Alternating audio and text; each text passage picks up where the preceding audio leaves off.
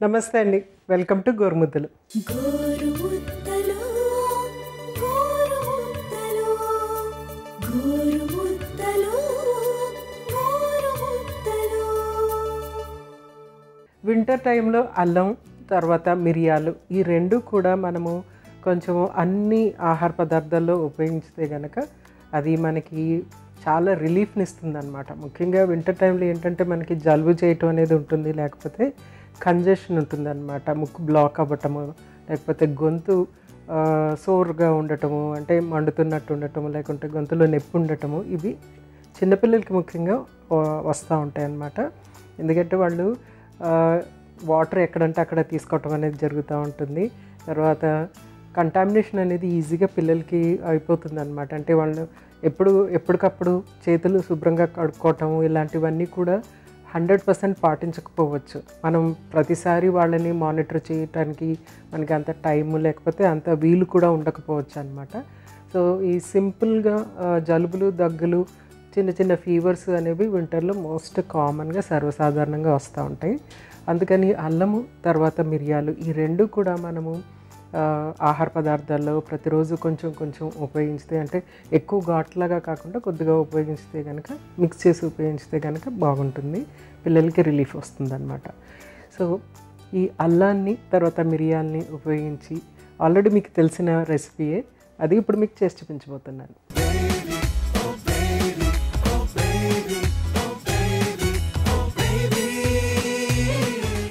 So ఈరోజు నేను చేసి చూపించబోయే వింటర్ స్పెషల్ రెసిపీ ఏంటంటే అల్లం బెల్లం డ్రింక్.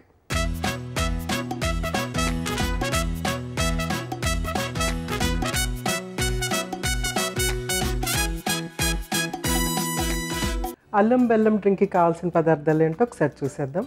అల్లం, మిరియాలు, బెల్లం చాలా సింపుల్ ఇంగ్రీడియంట్స్. ప్రొసీజర్ కూడా చాలా సింపుల్గా ఉంటుంది. సో మనము స్టార్ట్ చేసేద్దాము. So first stove వెలిగించుకోవాలి.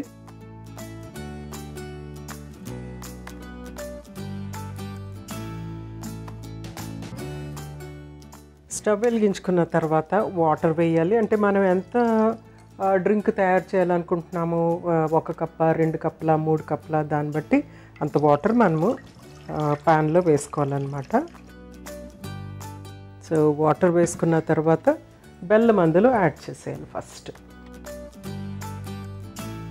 బెల్లం నేను ఇక్కడ పౌడర్ బెల్లం తీసుకుని వచ్చాను.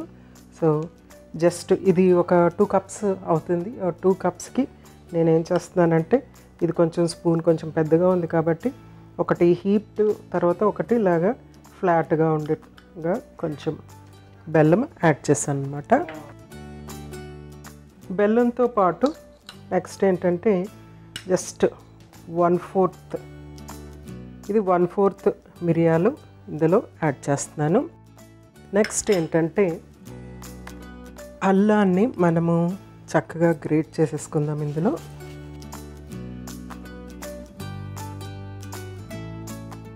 సో అల్లం ఒక చిన్న ముక్క గ్రేట్ చేసేసుకుని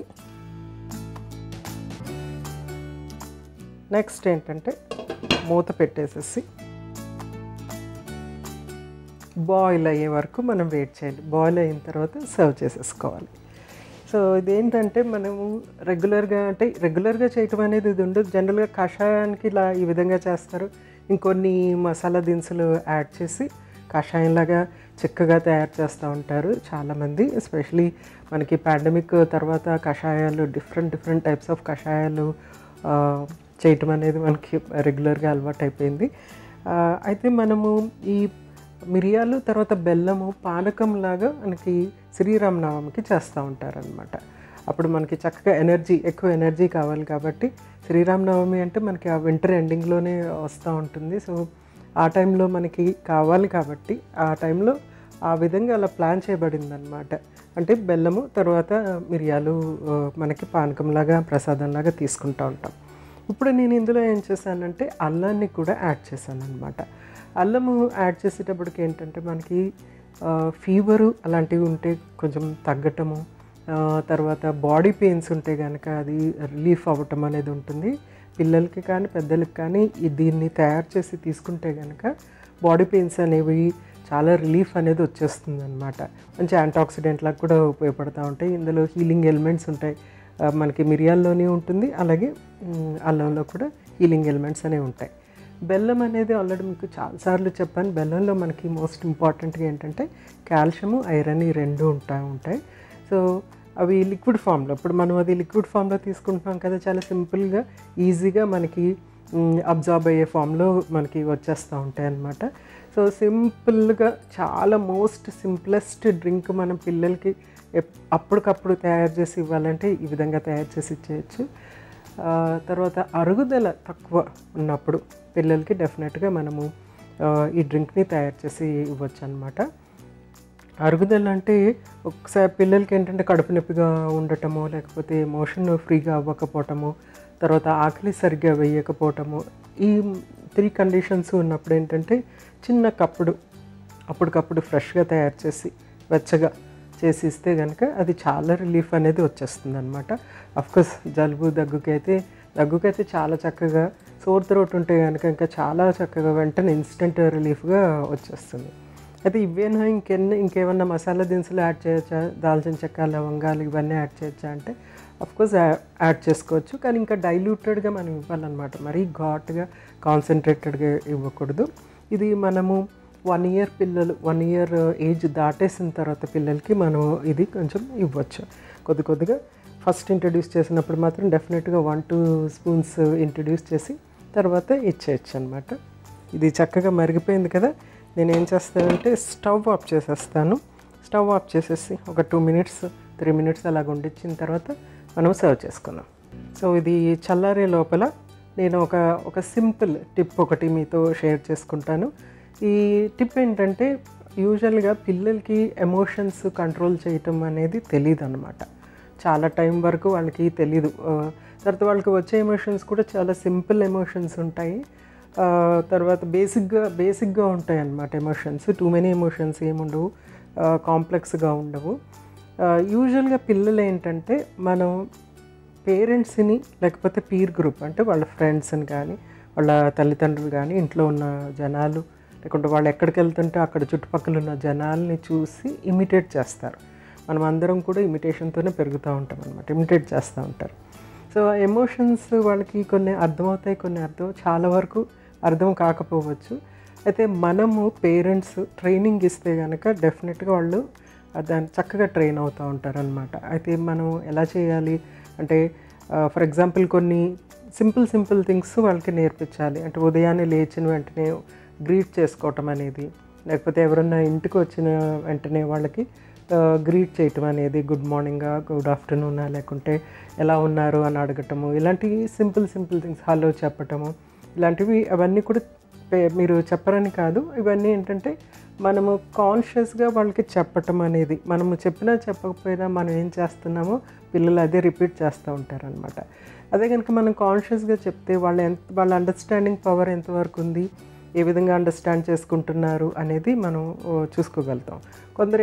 కొందరు పిల్లలకి ఏంటంటే ఎవరన్నా కొందరు వస్తే చక్కగా మాట్లాడతారు, కొందరు వస్తే చక్కగా మాట్లాడరు అనమాట. దూరంగా వెళ్ళిపోవటం లేకుంటే పక్క గదిలో ఉండటం అట్లా కూడా చేస్తూ ఉంటారు.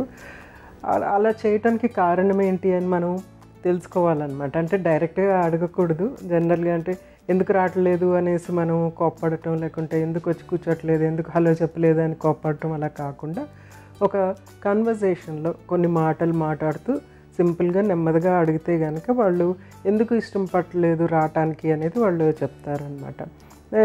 దానికి ఏమైనా సొల్యూషన్ ఉంటే మనం చేసి మళ్ళీ నార్మల్సీ అనేది తెప్పించాలి. సో పిల్లలు వాళ్ళ సోషలైజింగ్, మనం బయటకు వెళ్తున్నప్పుడు అంతా కూడా ఏంటంటే సోషలైజింగ్ అనమాట. పిల్లలు సోషలైజింగ్ అనేది చిన్నప్పటి నుంచే మనము వాళ్ళకి నేర్పితే గార్డెన్కి తీసుకెళ్ళటమో, లేకుంటే ప్లే ఏరియాకి తీసుకెళ్ళటమో, లేకుంటే డిఫరెంట్ ప్లేసెస్ ఉంటాయి అక్కడ తీసుకెళ్ళటం. అఫ్కోర్స్ అన్ని జాగ్రత్తలు పాటించి మనం తీసుకుని వెళ్ళాలి.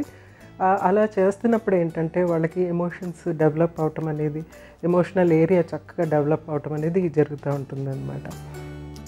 ఎమోషన్స్ని ఎట్లా ఎక్స్ప్రెస్ చేయాలనేది కూడా వాళ్ళకి తెలుస్తూ ఉంటుంది. వేరే పిల్లల్ని చూస్తారు, వేరే పెద్దవాళ్ళని కూడా చూస్తూ ఉంటారు కాబట్టి సో ఇవి పాటించండి. అంటే కాన్షియస్గా మనం చూస్తూ ఉండటం, అబ్జర్వ్ చేస్తూ ఉండటము, మనం కూడా పిల్లలు నేర్చుకునేటట్టుగా బిహేవ్ చేయటం అనేది మోస్ట్ ఇంపార్టెంట్. కొంచెం చల్లారిపోయింది కదా, దీన్ని సర్వ్ చేసుకుందాం.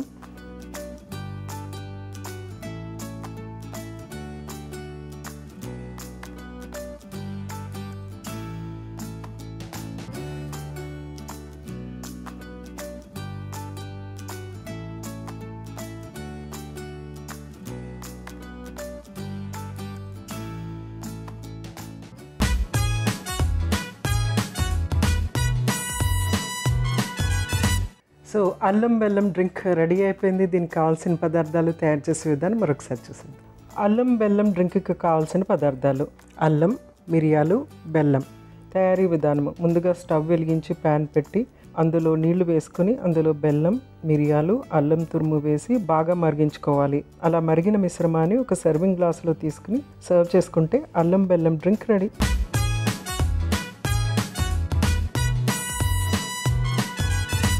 చూసారు కదండి, అల్లం బెల్లం డ్రింక్ చాలా సింపుల్, రెగ్యులర్గా మనం చేసుకునేదే. అయితే ఎవ్రీడే మనం చెయ్యము, ఓన్లీ పండగ టైంలోనే మనం ఇది చేస్తూ ఉంటాము. కానీ వింటర్లో ఇది పిల్లలకి చాలా బాగా యూస్ఫుల్గా ఉంటుంది. ఇన్స్టెంట్ ఎనర్జీ ఇస్తుంది, డైజెషన్ కూడా బాగుంటుంది. సో అప్పుడప్పుడు మీ పిల్లలకి ఇది చేసి పెట్టేసేయండి. రేపు ఇంకొక చక్కటి వింటర్ స్పెషల్ రెసిపీతో మీ ముందుంటాను. అంతవరకు మీ జానకి. నమస్తే.